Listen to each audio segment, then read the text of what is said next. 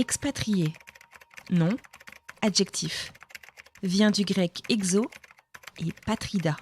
Se dit d'un individu qui réside dans un autre pays que le sien. Emmanuel Macron.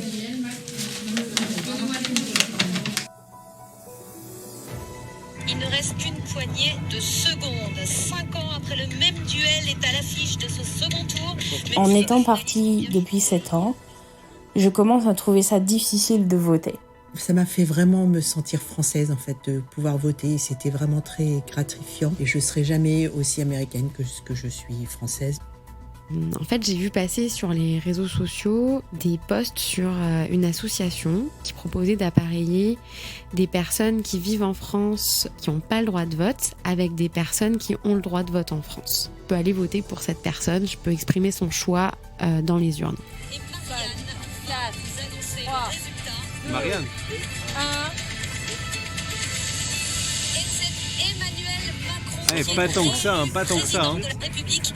Voter, ça reste un privilège. C'est vrai que la seule solution qu'on a trouvée, ironiquement, c'était que j'aurais dû faire une procuration il y a 2 ans avant de partir.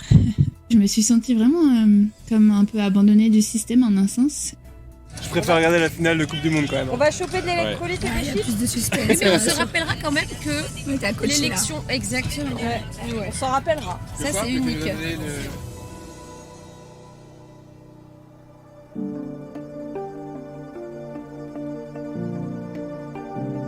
Les Français de l'étranger, les expats, les immigrés, les Français établis hors de France. Aujourd'hui, j'ai envie de vous parler d'eux. Vous allez me dire, mais c'est ce qu'on fait toutes les semaines en French Expat. Ils s'appellent Blandine, Clara, Émilie, Valentine, Maëlys, Isabelle, Sarah, Sébastien, Jean-François, Justine, Marion, Laetitia, Constance ou encore Claire. Ils nous parlent depuis les États-Unis, le Canada, la Suède, l'Andalousie et l'Inde. Ils représentent ce que l'on appelle les Français de l'étranger. Pourtant, leurs histoires, leurs visions, leur parcours, leur philosophie de vie même ne se ressemblent absolument pas. Et c'est d'ailleurs toute la raison d'être de ce podcast. Et si certains appliquent toujours la doctrine qu'on nous a enseignée à l'école primaire, qui dit que voter est un devoir, certains ont décidé de s'abstenir. Et si c'est un droit, ce n'est pas toujours un choix. Les raisons de vote et d'abstention sont multiples. Et si l'abstention dans l'Hexagone a fait couler énormément d'encre lors des élections présidentielles il y a quelques semaines, celle des Français de l'étranger a littéralement explosé. Quelle relation est-ce que les Français et Françaises établis hors de France ont avec le pays dont ils sont originaires ? Qu'est-ce qui fait qu'après 15 ans hors de France, on se sente encore profondément concerné par les élections françaises, mais que parfois, 6 mois après avoir quitté la France, on décide de s'abstenir ? J'ai tendu mon micro à ces 14 Français et Françaises établis hors de France pour tenter de comprendre leur relation aux élections françaises. Dans la première partie de cet épisode, vous allez découvrir les raisons de l'attachement ou non des Français aux élections de leur pays d'origine. Puis vous découvrirez leurs idées, leurs suggestions, leurs recommandations pour rendre le vote plus inclusif. Je suis Anne-Fleur Andrely et vous écoutez French Expat, un podcast de French Morning.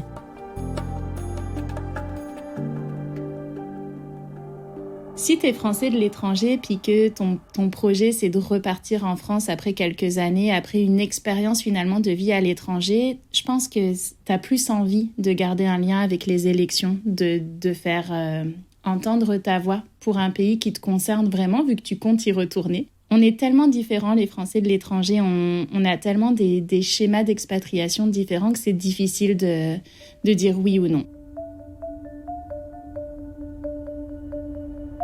En étant partie depuis 7 ans, je commence à trouver ça difficile de voter pour les élections présidentielles. Il y a une déconnexion de la vie politique française qui fait que je trouve ça de plus en plus complexe de voter en faisant un choix juste ou au moins pour moi. Quand on lit les manifestes, ça nous parle, mais en même temps, ça parle pas énormément quand même des Français de l'étranger. Et puis, on n'est pas énormément sur toute la population française, donc on s'attend pas à ce que les propositions soient pour nous. Et du coup, moi, je me sens de plus en plus déconnectée. Jusqu'à présent, je suis pas encore arrivée à un point où je me suis dit non, mais en fait, c'est bon, la France, c'est mon pays, mais je veux plus voter parce que ça fait plus sens. J'y suis pas encore. Peut-être un jour, mais pour l'instant, non. Cette année, j'ai voté au présidentiel comme chaque fois que j'en ai eu l'opportunité. C'est relativement facile pour moi car j'habite dans une ville où il y a un bureau de vote. Cette année, il y en avait 12 concrètement. Mais ils étaient tous au même endroit, et ça a été un peu chaotique. Pour arriver au bureau de vote, j'ai fait 45 minutes de bus, et j'ai dû attendre 1h15 pour voter. Même si la politique française ne change pas ma vie quotidienne, elle a une influence sur celle de ma famille, et peut aussi en avoir une sur celle de l'Europe. Nous sommes allés voter plutôt par devoir, vis-à-vis des candidats qu'il y a en ce moment. Je trouvais que c'était important. Aller voter en Inde, c'est un engagement, 6 heures de voiture ou 1 heure d'avion. Donc moi j'ai toujours pensé que le droit de vote c'était une chance incroyable et du coup un devoir qu'on se devait de respecter. J'ai pas mal été assidue quand même depuis que j'ai le droit de voter à 18 ans, au moins pour les élections présidentielles. Et puis cette année par contre, pour la première fois je suis pas allée voter au premier tour des élections présidentielles et je m'en suis beaucoup voulu. Mes amis expatriés français autour de moi sont là à peu près depuis la même période que moi, sauf que eux, comme ils sont à l'heure dans leurs affaires administratives, ils ont pour la plupart obtenu durant la dernière année leur citoyenneté canadienne. Et cette année, c'était assez impressionnant parce que du coup, il n'y avait pas beaucoup d'intérêt pour la politique française ou les élections. C'est sûr que je suis entourée de beaucoup d'infirmiers et qu'on avait un peu d'autres chats à fouetter avec la pandémie. Mais en tout cas, je suis la seule à m'être déplacée à Montréal et personne n'a fait de procuration. Aux dernières élections présidentielles, nous n'avons pas pu voter parce que déjà on était en plein déménagement, donc c'était un peu compliqué par rapport à la logistique de s'organiser. Et en fait, nous, pour voter aux élections présidentielles, nous sommes obligés d'aller jusqu'à Détroit, qui est à un peu plus de 2 heures de route de chez nous. Donc d'y aller 2 fois en 2 semaines, il faut s'organiser. Donc on l'avait fait aux précédentes élections présidentielles, on s'était organisé pour visiter un peu ce qu'il y avait aux alentours, mais c'est vrai que c'est pas donné à tout le monde de conduire 2 heures pour aller voter. J'avoue que j'ai commencé à voter, je pense il y a régulièrement à toutes les élections, il y a peut-être une dizaine d'années. Avant ça, je me sentais pas très concernée, comme beaucoup de gens qui ont l'impression que quoi qu'on vote, ça sert à rien. Et puis, ces 10 dernières années, j'ai un petit peu changé d'avis où je me dis que voter, ça reste un privilège. Parce qu'il n'y a pas si longtemps, en tant que femme, on ne pouvait pas voter, on n'avait pas le droit. Et que c'est le genre de privilège qu'il faut continuer à exercer. Parce que c'est comme ça qu'une démocratie peut exister. C'est difficile de se plaindre d'un système politique si on vote pas, si on n'essaie pas de faire quelque chose.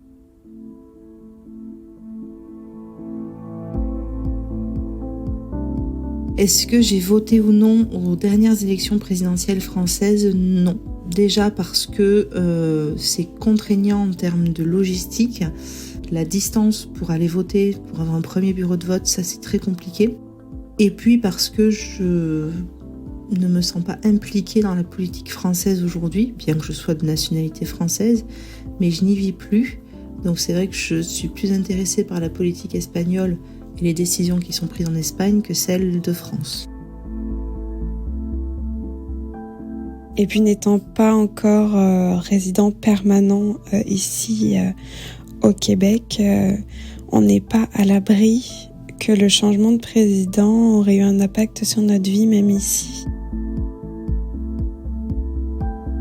J'ai choisi de voter aux dernières élections présidentielles par procuration parce que c'était la solution la plus simple. Donc j'ai profité de mon passage en France pour faire une procuration pour mes parents qui, eux, vivent en France. Je n'aurais pas pu de toute façon voter au Canada parce que je n'aurais pas eu le temps de faire les démarches nécessaires ni les documents nécessaires. Et ça me permettait de toujours exercer mon devoir de citoyen et aussi mon droit. Je considère que c'est un droit et que c'est important du coup de le faire.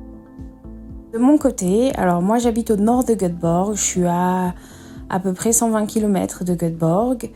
Je suis un peu à la campagne, du côté de la mer. Pour moi, c'est la voiture. Il faut y aller en voiture. Un petit peu moins de 2 heures. Et puis, c'est 2 heures à l'aller, 2 heures au retour, 4 heures. En général, faut attendre pour voter. Donc, on y passe pas la journée, mais pas très loin. Du coup, quand arrivent les élections, je me suis posé la question, comment est-ce que je fais pour voter ? Et j'ai regardé comment faire, par exemple, les procurations. Ça m'a fait sourire parce que... Alors oui, vous pouvez faire une procuration, il n'y a pas de problème. Par contre, du coup, il faut venir au bureau de vote. Il y aura une tournée consulaire, ce qui est génial de la part de l'ambassade. Mais tournée consulaire, c'est certains jours. Et il faut quand même que vous déplaciez à Göteborg ou à Stockholm, selon votre bureau de vote. Ce qui nous enlève pas le problème que si on habite à 400 km du bureau de vote, ça fait quand même déjà vachement loin.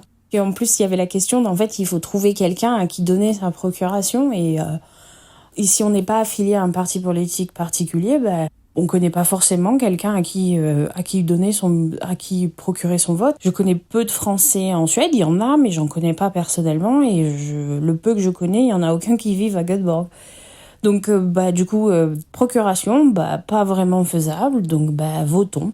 Donc, j'annonce ça à mon mari, qui est suédois-britannique. Et il me dit, ah oui, c'est bien, et c'est quand? C'est le dimanche. Ah bon, d'accord. Parce que en Angleterre, on vote le jeudi. Par contre, en Suède, on vote le dimanche aussi. Et puis, je lui dis, par contre, c'est 2 tours, hein. Ça l'a un peu fait bisquer, le pauvre. Et donc, on y va, on essaye d'y aller tôt, il m'accompagne, c'est plus sympa. Et puis, à Göteborg, ça s'est bien passé, comparé à mon expérience à Londres, il y a 4 ans. À Göteborg, on est arrivé, on s'est garé, et puis il y a eu la queue, mais que ce soit au premier ou au deuxième tour, on a dû attendre une demi-heure à tout casser. C'était en fait la première fois que je pouvais voter en personne pour des élections françaises ici sur le territoire américain, parce que habitant à Kansas City, le premier consulat, le consulat le plus proche, il est à 8 heures de route, donc faire l'aller-retour dans la journée, c'est même pas pensable.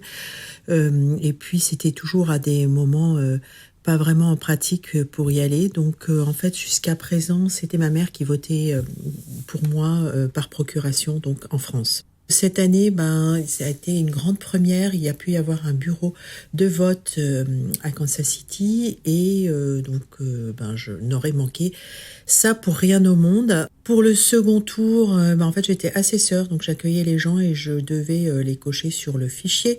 Et donc, c'était très sympa de voir tous ces gens qui venaient. Et il y en a qui venaient de quand même relativement loin.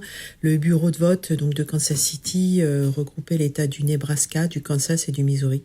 Donc, et un petit peu d'Iowa. Alors en ce qui nous concerne, on n'a pas voté aux dernières élections présidentielles parce que déjà on savait qu'il fallait se rendre jusqu'à Moncton et qu'il y a à peu près 150 km pour y aller, qu'on n'avait pas forcément envie de faire cet effort-là pour aller voter. Puis alors surtout, en fait, nous on est parti du principe que à partir du moment où on a quitté la France, d'une certaine manière, les élections, c'est plus vraiment notre problème, plus vraiment nos affaires en tout cas. J'ai malheureusement pas pu voter. C'est pas été vraiment un choix pour moi. C'était plutôt une expérience assez frustrante. J'ai rencontré plusieurs obstacles, dont le premier, ça a été simplement de pouvoir m'inscrire sur la liste du registre des Français à l'étranger, donc qui permet de voter au consulat. Donc en n'ayant pas d'adresse fixe, on va dire, c'était compliqué pour moi puisque donc le premier élément qui était demandé, c'était de justifier d'un domicile, donc un premier obstacle qu'il m'a fallu contourner, mais tant bien que mal, j'ai réussi à m'inscrire sur cette liste. Ensuite, c'était plutôt une question de distance géographique en soi, puisque donc moi, je dépends du bureau de vote de Vancouver, et donc je me situe à cette période-là à environ 8 à 10 heures de route en voiture pour se rendre à Vancouver. Donc environ 800 km. Donc pour voter en personne, c'était quand même assez compliqué. Et pareil, pour effectuer une procuration plus ou moins, avec peut-être une option pour aller à Calgary, mais toujours avec 4 heures de route environ, avec un travail en tant que saisonnière à plein temps à ce moment-là. C'était assez compliqué pour moi de trouver le temps et l'argent pour réaliser ces déplacements. Ça a été vraiment frustrant au moment où je me suis rendu compte que ça allait vraiment être mission impossible pour moi. J'ai essayé de trouver des solutions avec mes proches en France, mais c'est vrai que la seule solution qu'on a trouvée, ironiquement, c'était que j'aurais dû faire une procuration il y a 2 ans avant de partir. Enfin voilà, je me suis sentie vraiment comme un peu abandonnée du système en un sens.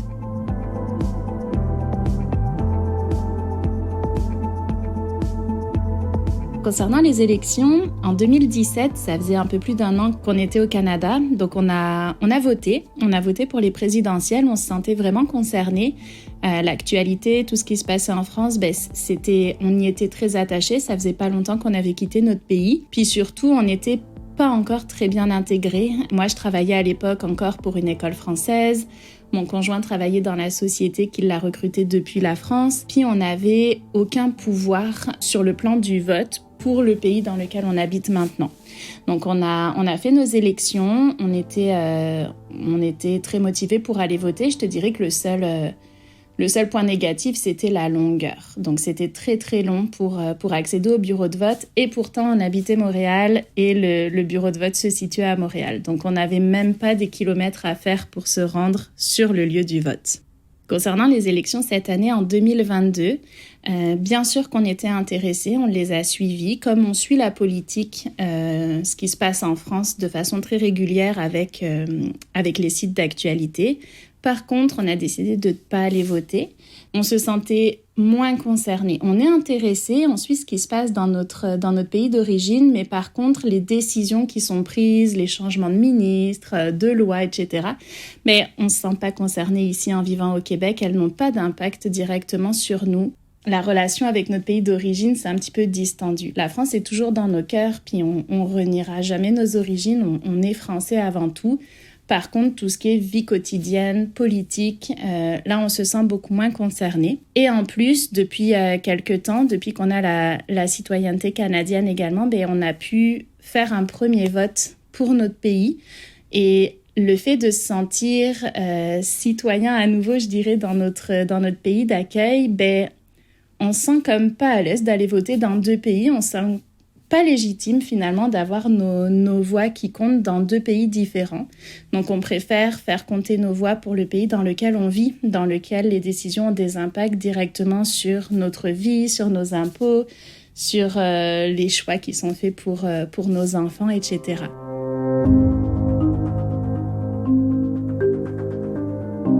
Forcément, je me rends compte, moi, de vivre ici depuis 6 ans, de payer mes impôts ici, que c'est pas évident de pas pouvoir être représentée politiquement, que ma réalité, elle soit pas... j'ai pas de contrôle et je peux pas voter, en fait. Et c'est sûr qu'il y a des fois, c'est difficile.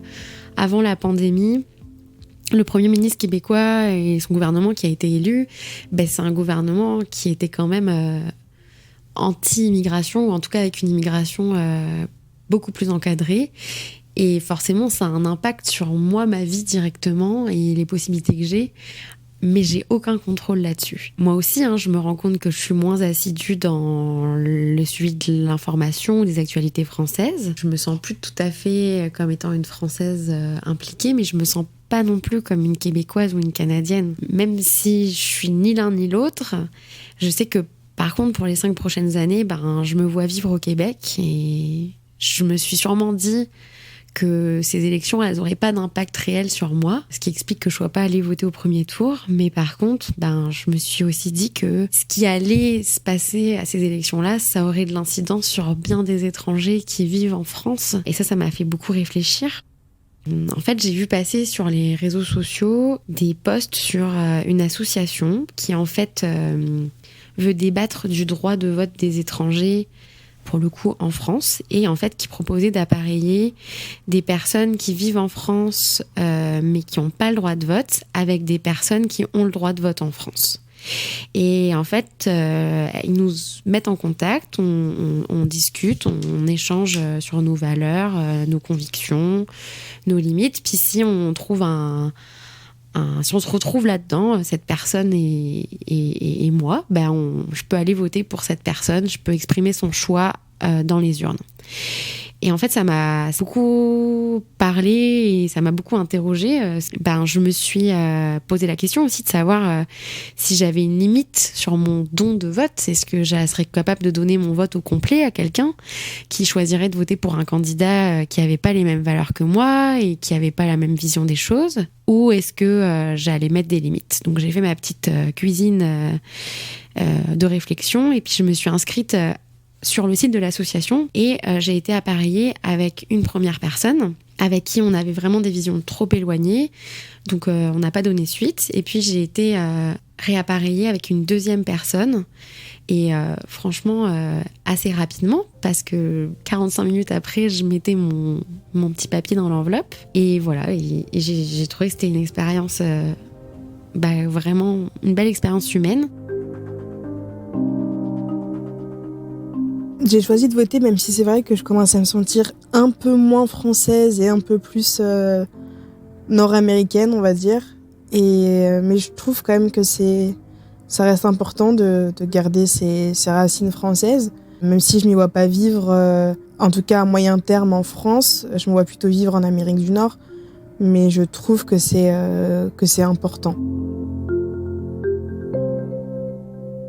Ça m'a fait vraiment me sentir française, en fait, de pouvoir voter. C'était vraiment très gratifiant parce que même si je suis bien intégrée dans la société américaine, je crois que malgré tout, on reste français et principalement. Voilà, c'est tout.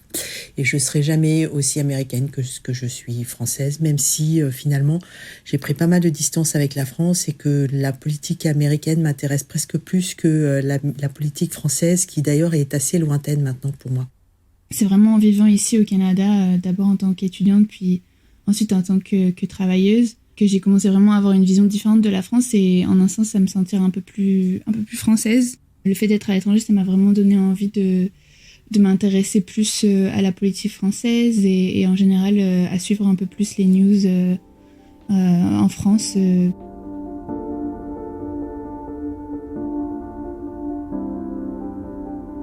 J'ai acheté ma maison il y a quelques mois de ça, donc je me projette ici, de vivre ici sur le long terme, parce que la culture me plaît, le climat, l'ambiance, le coût de la vie me semble plus adapté, même si les salaires sont plus bas évidemment, mais en tout cas je trouve que le pouvoir d'achat est meilleur, et avec des gens moins stressés, moins pressés, ça me correspond davantage. Je me sentirai toujours française. Dans l'école où je travaille, qui est 100% québécoise, je serai toujours la petite française avec l'accent français, avec certaines expressions qui restent, un vocabulaire.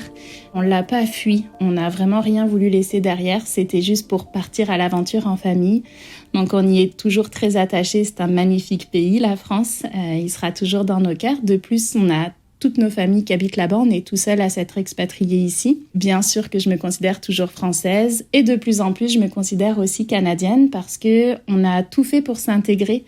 On travaille maintenant dans des compagnies d'ici. Nos amis aussi ne sont pas tous français, il y en a. Je pense que c'est important, mais la plupart sont québécois. On est installés, on a acheté une maison, on se considère vraiment aussi canadien.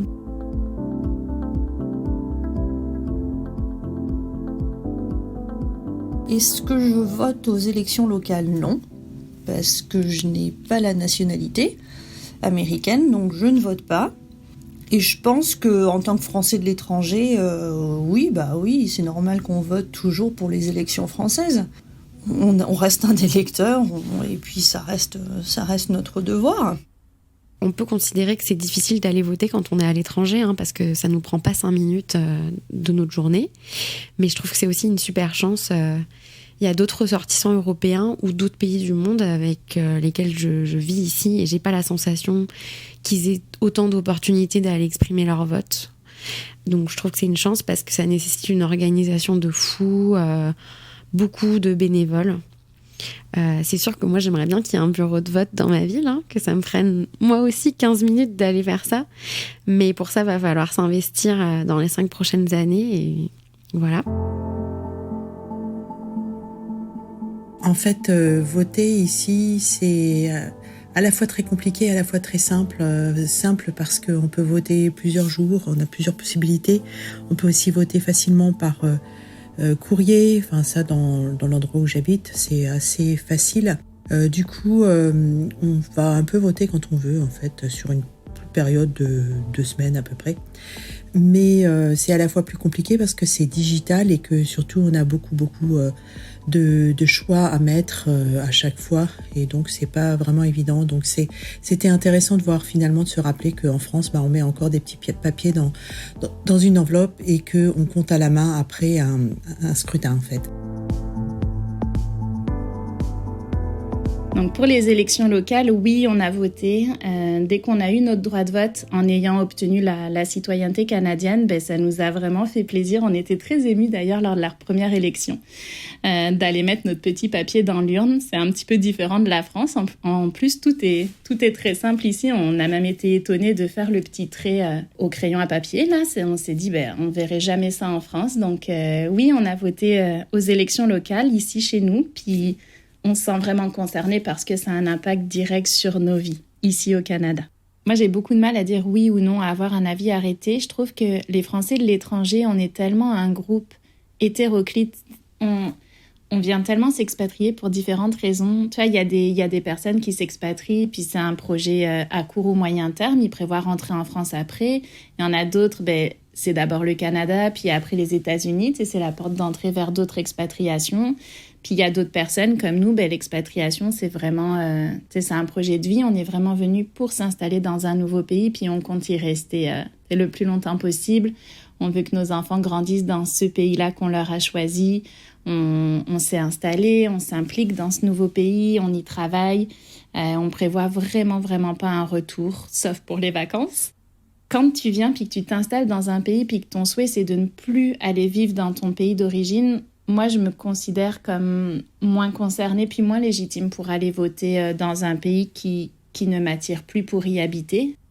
Je ne peux pas encore voter aux élections en Amérique du Nord, que ce soit États-Unis ou Canada, parce que je ne suis pas citoyen, même si j'aimerais bien, des fois, pouvoir y voter. Je trouve ça bien que, même si je vis à l'étranger, je puisse quand même voter en France, parce que ça reste quand même mes racines, j'y suis toujours attachée.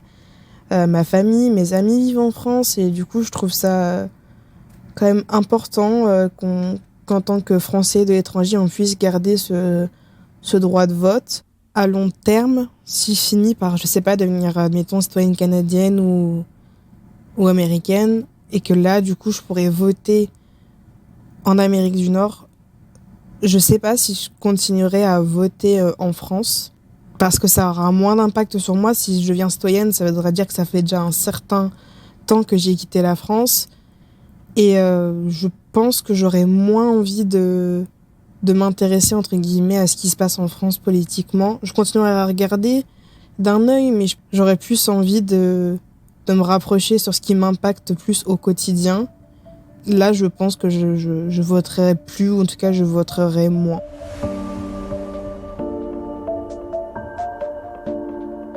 Est-ce que les Français de l'étranger doivent voter ou non aux élections françaises ? Moi, je dirais que chacun fait ce qui lui plaît. Nous, on l'a pas fait, et je pense pas qu'on le fasse dans les mois ou années à venir. On pense que voter pour les élections françaises en étant dans un pays étranger, en l'occurrence le Canada, ça reviendrait un peu à se dire qu'on a encore un pied en France, et comme on a décidé de quitter ce pays-là. On se sent pas vraiment légitime à aller donner notre avis aujourd'hui sur ce qui peut se passer en France.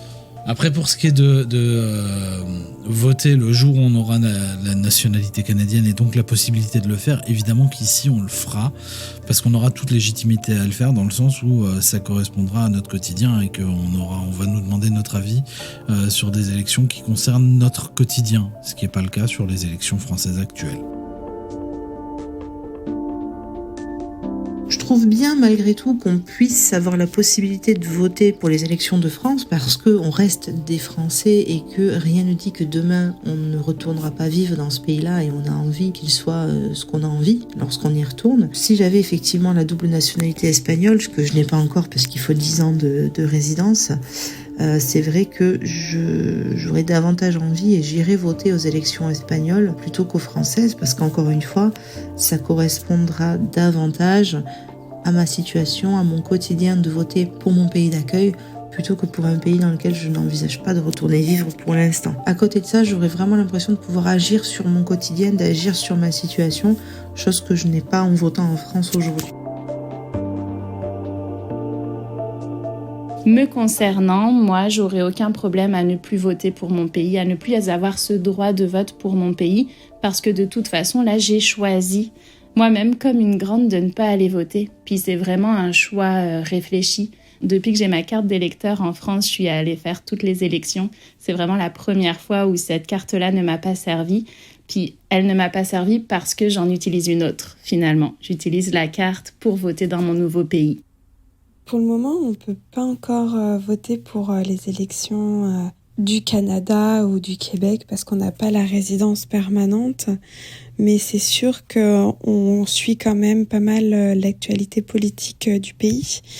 Et je pense qu'à terme, quand on aura avancé dans notre immigration et si on a la possibilité de pouvoir voter, on votera ici aussi parce que c'est très important pour nous. C'est aussi s'impliquer dans la vie du pays, faire son devoir de citoyen. Donc vraiment, je pense que dès qu'on pourra voter ici, on le fera aussi. Et je pense que parallèlement à ça, on continuera à voter aussi pour les élections françaises parce que voilà, on n'est pas à l'abri de devoir rentrer en France. On n'est pas à l'abri aussi que les décisions puissent changer le cours de la vie de nos proches. Donc vraiment, c'est quelque chose qui nous tient à cœur et on ne changera pas, on continuera quand même à voter aussi bien pour l'un que pour l'autre des pays.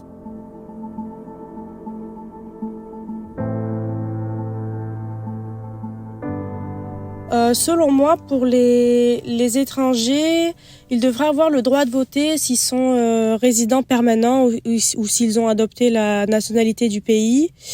Mais par exemple, nous actuellement, on est résidents temporaires, donc je pense pas qu'on devrait avoir le droit de vote dans notre pays d'accueil. Et si je prenais la nationalité de mon pays, donc mon nouveau pays, le Canada, je pense que j'aimerais voter parce que quand on s'inscrit dans une procédure d'expatriation à long terme et qu'on devient résident permanent ou qu'on obtient la naturalisation, je pense que c'est important de participer localement et de participer à la vie politique. Donc moi, je pense que ça serait une bonne idée de donner un certain niveau de vote aux résidents, aux nouveaux résidents permanents. Et je pense vraiment qu'en tant que Française à l'étranger, il est super important de pouvoir voter aux élections françaises, peu importe, je pense, si on est expatrié depuis 15 ans ou 2 ans ou si on est voyageur depuis quelques mois. Bien entendu, c'est quelque chose de très personnel et je pense que ça dépend vraiment de comment on se sent en tant que Française à l'étranger ou Français à l'étranger, ou aussi du rapport qu'on a avec son pays d'accueil et ou de la France aussi. Et je pense qu'il est surtout super important d'avoir le choix.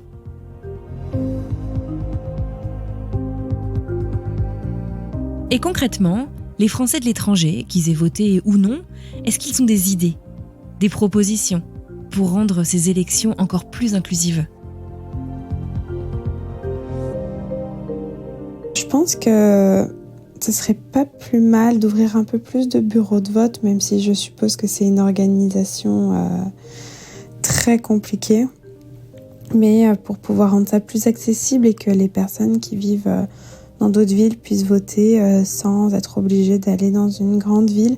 Et puis il y avait pour d'autres, du coup pour Montréal, il y avait énormément d'attentes, donc peut-être ouvrir plus de bureaux de vote pour rendre cela bien plus accessible à tout le monde.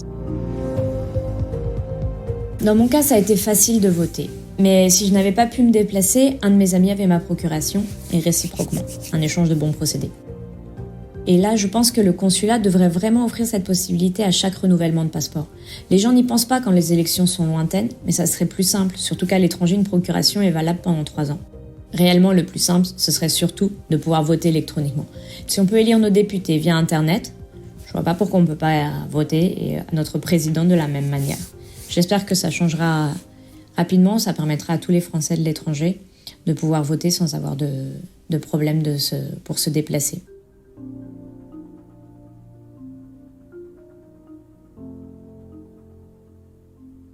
Par contre, je pense que moi, j'ai eu la chance avec la procuration, mais en vrai, j'aurais pas pu faire de procuration. Je sais pas comment j'aurais fait, donc je pense que il y a des choses qui devraient être faites pour qu'on puisse, nous, Français et étrangers, pouvoir voter plus facilement, surtout si on souhaite toujours le faire. Après, Je sais pas forcément ce qui pourrait être mis en place, peut-être par Internet ou je ne sais pas.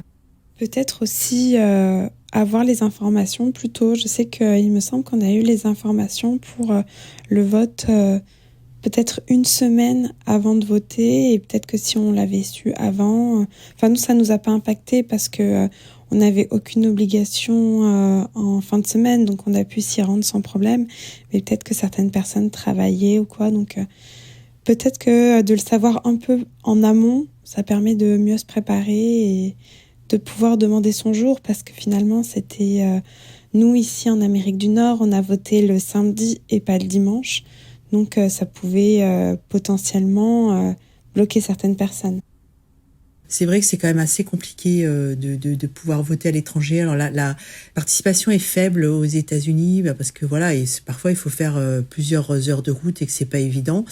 Et puis voilà, peut-être qu'il y a aussi des gens qui sont là depuis tellement longtemps qu'ils se sentent plus concernés, même s'ils habitent tout près d'un bureau de vote.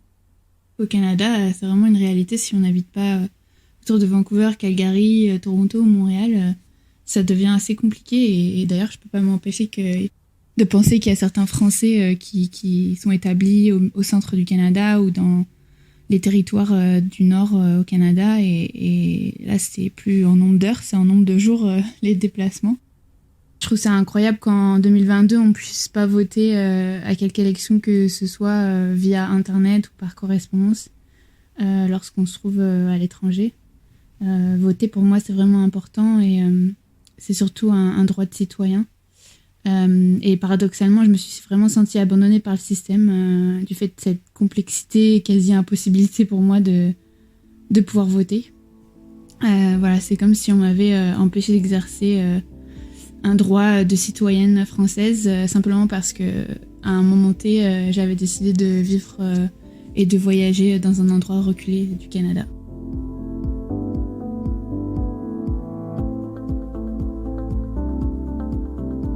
En Suède, on a 3 bureaux de vote.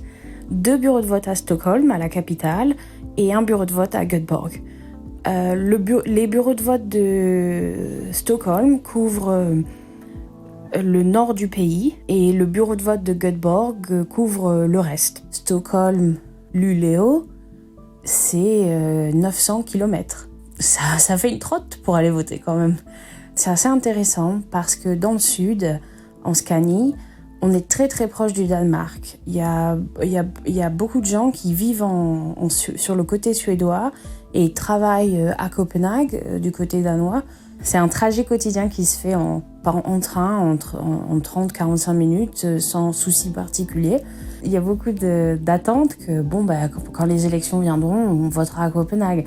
Et en fait, pas du tout. À Copenhague, c'est l'ambassade au Danemark et vous vivez en Suède, donc vous dépendez de l'ambassade en France, donc votre bureau de vote c'est Göteborg. Et d'un côté, on s'en plaint, on est là dans un pays, ils exagèrent et tout machin, c'est vachement long, comme on aime bien faire en tant que Français, mais de l'autre côté, on a une chance incroyable en tant que Français de l'étranger d'avoir le droit de voter et que la France nous donne les moyens de voter d'une manière simple, on va dire. J'ai pas besoin de rentrer en France pour voter et je peux dans quasiment tous les pays que j'ai visités ou dans lesquels j'ai vécu, il y avait une possibilité de voter d'une manière ou d'une autre. On n'a pas de limite de temps duquel il faut qu'on ait vécu en France. Je vivais en Angleterre durant la campagne Brexit et ça m'avait fasciné d'entendre que beaucoup de expatriés britanniques étaient très mécontents du fait qu'ils ne pouvaient pas voter pour le référendum. Et ça m'avait étonnée, parce que c'est un sujet important, puis c'était un sujet qui touchait particulièrement notamment tous les Britanniques qui vivent en Europe. Et en fait, il y a une règle au Royaume-Uni qui fait que si on n'a pas été résident au Royaume-Uni durant les 15 dernières années, on perd son droit de vote. Et ensuite, si on rentre et qu'on se re-enregistre en tant que résident au Royaume-Uni, on l'obtient à nouveau, mais si on est parti depuis plus de 15 ans, on le perd.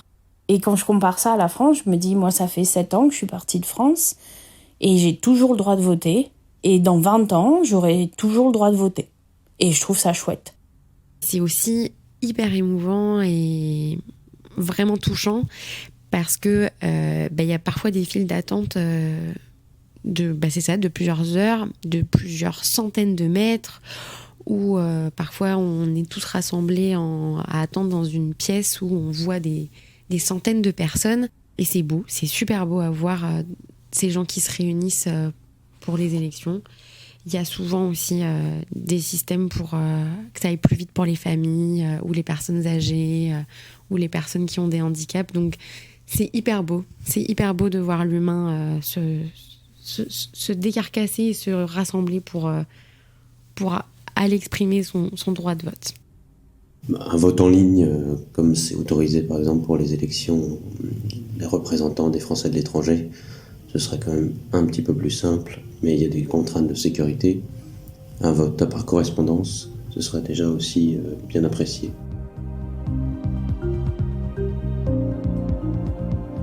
C'est pas vraiment donné à tout le monde de dépenser 2 heures d'essence, de temps dans son week-end juste pour aller voter. En fait, des fois, on peut avoir si on a des amis sur place qui votent dans le même bureau de vote, on peut leur donner la procuration. Mais par exemple, pour cette année, nous, on n'a trouvé personne dans nos amis français qui allaient jusqu'à Détroit pour voter. Eux également cherchaient des gens pour donner leur procuration. Donc, j'avoue que c'est pas très pratique. On a eu un groupe de Français qui disaient, si vous voulez, nous, on peut voter pour nous. Mais bon, ça, après, ça engage chaque personne, quoi. Est-ce que tu vas donner ton vote à quelqu'un que tu ne connais pas? C'est un peu délicat, donc on a décidé de pas le faire. Moi, de manière générale, je pense que quand on vit dans un autre pays, on devrait avoir accès à un droit de vote. Je sais pas quels seraient les critères. Je pense que selon moi, 3 ans de vie dans un pays, ça devrait être suffisant parce que c'est important de pouvoir s'impliquer dans les choix autant de la ville que de la province, que du pays dans lequel on habite. C'est sûr que moi, les règles d'immigration, elles sont décidées au niveau fédéral, ici au Canada, et qu'elles concernent moi ou ma famille peut-être un jour. Ça a un réel impact sur ma vie. Je sais que beaucoup de Français ont rencontré des difficultés pour voter. Moi, ce que je trouve dommage, ce que je pourrais suggérer pour les futures élections, ça serait simplement qu'on puisse donner notre procuration à quelqu'un en France. Par exemple, moi, j'aurais pu la donner à ma sœur qui est sur Lyon. Ça aurait été beaucoup plus simple. Donc, en fait, mon idée, ça serait de donner la procuration dans un bureau de vote différent du nôtre. C'est aussi sûrement lié à mon âge. Là, j'ai 34 ans. Puis, sûrement aux tendances actuelles de ce qui se passe dans le monde. Mais c'est vrai que ma vision du vote, elle est moins édulcorée que quand j'étais plus jeune et quand j'ai commencé à pouvoir voter. Maintenant, je me pose la question de savoir est-ce que c'est utile ou pas de voter ? Est-ce que ça a encore un poids, une importance ? Est-ce que ça représente encore quelque chose ? Est-ce que ça représente un peuple, un pays ? Puis c'est sûr que je sais que le vote, ça fait pas tout, qu'il y a un investissement au quotidien à avoir dans ses choix de consommation et ses choix de vie, que c'est comme ça, à mon avis, que je peux ici m'exprimer sans avoir le droit de voter pour le moment.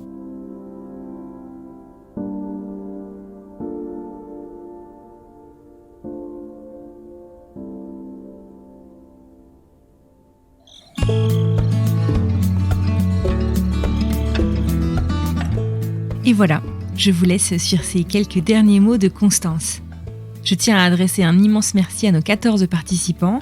Je vais redonner leurs prénoms: Blandine, Clara, Émilie, Valentine, Maëlys, Isabelle, Sarah, Sébastien, Jean-François, Justine, Marion, Laetitia, Constance et Claire. Merci à vous de vous être prêtés au jeu, d'avoir partagé où vous en étiez dans votre chemin, dans votre relation avec la France, votre pays d'origine et vis-à-vis des élections en particulier. J'espère que cet épisode vous aura apporté à vous aussi quelques éléments de réflexion.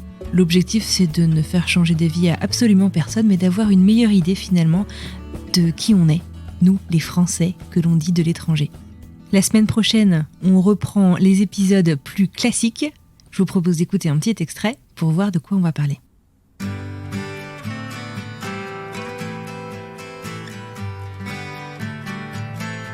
faut pas croire que ça va être facile en fait quand tu arrives, et souvent il y a des gens qui arrivent et j'ai eu souvent rencontré en fait une fille qui vient pour rejoindre son copain et qui pense qu'elle va trouver un travail et un visa.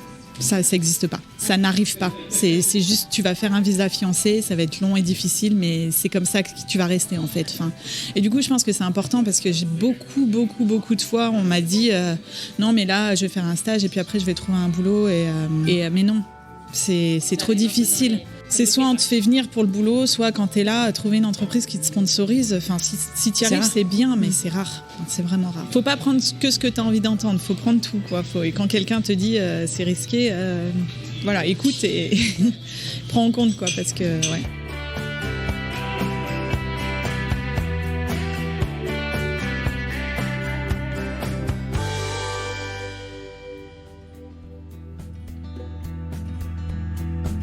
De nouveau, merci pour votre attention. Je vous souhaite une très bonne fin de semaine et je vous dis à mardi prochain pour une nouvelle histoire.